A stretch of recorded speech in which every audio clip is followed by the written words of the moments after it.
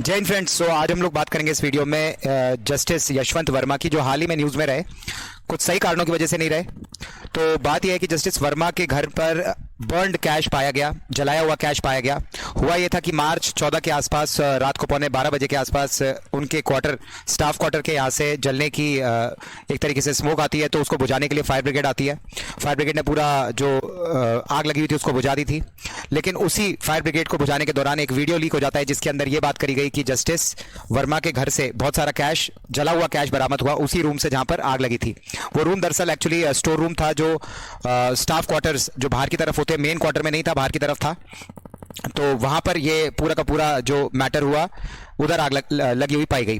तो इसी पर ही हाल ही में सुप्रीम कोर्ट ने क्लैरिफाई करते हुए रिपोर्ट सबमिट करी, और उस रिपोर्ट के अंदर ये बताया है कि सुप्रीम कोर्ट ने भी माना है कि जस्टिस वर्मा के घर से कैश मिला है, चला हुआ कैश मिला है। और सुप्रीम कोर्ट ने ये चीज़ करी है जस्टिस संजीव खन्ना, सीजीआई जो हमारे हैं, चीफ जस्टिस ऑफ इंडिया, उनकी परमिशन से। सीजीआई ने परमिशन ली कोलिजियम से। कोलिजियम में सीनियर मोस्ट जज होते हैं जो सुप्रीम कोर्ट के, वो सारे के सारे होते हैं। उन्होंने भी अग्री किया कि इस रिपोर्ट को पब्लिक कर देना चाहिए, सुप्रीम कोर्ट की वेबसाइट पर डाल देना चाहिए, क्योंकि ये बात जुडिशरी की हो रही है। क्योंकि हमारे देश के अंदर जुडिशरी को एक इम्पार्शियल, इंडिपेंडेंट और एक इंटीग्रेटेड ढांचा माना जाता है जुडिशरी को। तो जुडिशरी के ऊपर किसी प्रकार का सवाल ना उठाया जा सके, इसलिए ये चीज करी गई सुप्रीम कोर्ट के द्वारा। अब पूरा मुद्दा हुआ ये कि जला हुआ कैश जो है जस्टिस वर्मा से भी पूछा गया। फिलहाल सुप्रीम कोर्ट ने जस्टिस वर्मा को कहा है कि आप कोई भी केस नहीं सुनेंगे, और एक 3 मेंबर कमेटी बना दी गई है, गठन कर दिया गया है। उस 3 मेंबर कमेटी में जस्टिस शील नागू, जस्टिस जीएस सांदीवालिया, जस्टिस अनु शिवरमन, ये इंक्लूडेड हैं। अब इनमें से एक है justice of Punjab and Haryana high court, दूसरे हैं justice of Himachal high court, and तीसरे हैं जज ऑफ कर्नाटक हाई कोर्ट। सो ये लोग इंक्वायरी कर रहे हैं इस मैटर की, और इंक्वायरी में भी ये लोग ये जानना चाह रहे हैं, जो बेसिक मुद्दे हैं, कि क्या जस्टिस वर्मा है, उनको पता था कि उनके घर में कैश रखा हुआ है। क्योंकि जस्टिस वर्मा ने ये क्लैरिफाई किया अपने स्टेटमेंट में। सबसे पहली बात तो, जिस रूम में कैश मिला वो उनके मेन क्वार्टर में नहीं है, बाहर की तरफ है, और उस रूम को कोई लॉक भी नहीं करता।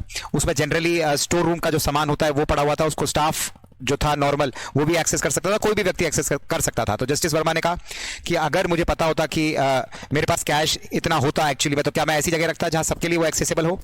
तो उन्होंने बिल्कुल डिनाई कर दिया कि मुझे कोई नॉलेज नहीं थी इस कैश की, कि कैश आया कहां से, क्या हुआ क्या नहीं हुआ। और क्लैरिफिकेशन के दौरान जो फायर ब्रिगेड के चीफ थे दिल्ली के, उनसे भी पूछा गया। उन्होंने अपने प्राइमरी स्टेटमेंट में कहा कि उनके वर्कर्स को कोई कैश बरामद नहीं हुआ। जब दोबारा स्टेटमेंट लिया गया सुप्रीम कोर्ट की कार्रवाई के बाद, तब उन्होंने कहा कि उनके वर्कर्स को कोई कैश नहीं मिला, पर वो ये डिनाई नहीं कर रहे कि हो सकता है वहां पर कैश हो, बट उनके वर्कर्स को नहीं मिला। इस बात पर उन्होंने सफाई दी। दूसरा चार्ज जो इन्वेस्टिगेट होने वाला है इस मुद्दे पर, इस मैटर पर, वो है कि क्या जज को सच में फ्रेम करने की कोशिश करी जा रही है। तो जस्टिस वर्मा ने ये भी अपने स्टेटमेंट में कहा कि दिसंबर 2024 के बाद से सोशल मीडिया पर जैसे चलाया जा रहा था कि उनके कंडक्ट पर सवाल उठाए जा रहे थे, तो ये उनको फंसाने की एक साजिश है। ठीक है। तीसरा इंक्वायरी होगी, जो इंक्वायरी कमेटी है वो ये इंक्वायरी करेगी कि कहां से ये कैश आया, ओरिजिन क्या था इस कैश का, ओनरशिप किसकी है, किसका था ये कैश, अगर जज का नहीं था तो किसका था, और जज के क्वार्टर तक पहुंचा कैसे, ये सब चीजें हुई कैसे, और क्या किसी थर्ड पार्टी या ऑफिशियल की इन्वॉल्वमेंट हो सकती है, क्या जज इन्वॉल्व हो सकते हैं, या कोई तीसरा पर्सन जज को फंसाने की कोशिश कर रहा है। इन सभी चार्जेस को इन्वेस्टिगेट किया जा रहा है, और उसके बाद सुप्रीम कोर्ट इंक्वायरी करने के बाद अपनी ये रिपोर्ट सबमिट करेगी। लेकिन गाइज, बात यह है कि ये न्यूज़ इसलिए इतना चर्चा का विषय बनी कि आज के टाइम में जुडिशरी की इम्पार्शियलिटी पर सवाल उठाना शुरू हुआ इन दिल्ली हाई कोर्ट के जज के इंसिडेंट्स के बाद। अब ये बात सच है या नहीं है, ये आप मुझे कमेंट सेक्शन में लिखकर बता सकते हैं कि आपको क्या लगता है, क्या सच में ये पैसा जो बरामद हुआ है, या जस्टिस वर्मा जो अपना क्लैरिफिकेशन दे रहे हैं वो सही है।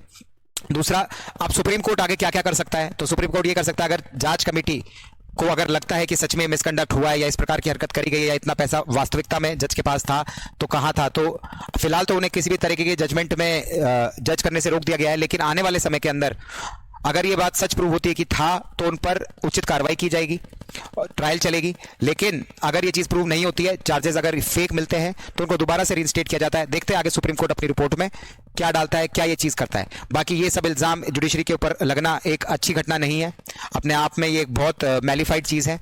अगर ये हुआ है तो भी गलत है, ये नहीं हुआ है तो भी गलत है। आप मुझे अपनी राय कमेंट सेक्शन में लिख के बताइए, क्या लगता है आपको कि इस तरह की खबरें जुडिशरी के पॉइंट ऑफ व्यू से क्या एक इंडिपेंडेंट जुडिशरी की तरफ दर्शाती है, क्या एक आजाद जुडिशरी या एक इम्पार्शियल जुडिशरी या ऑनेस्ट जुडिशरी कायम की जा सकती है, क्या जुडिशरी के अंदर करप्शन है। आप अपनी राय कमेंट सेक्शन में जरूर 100% डाल सकते हैं, और इसी प्रकार की अपडेट्स के लिए आप सब्सक्राइब कर सकते हैं खोजाराम IAS अकेडमी। Thank you.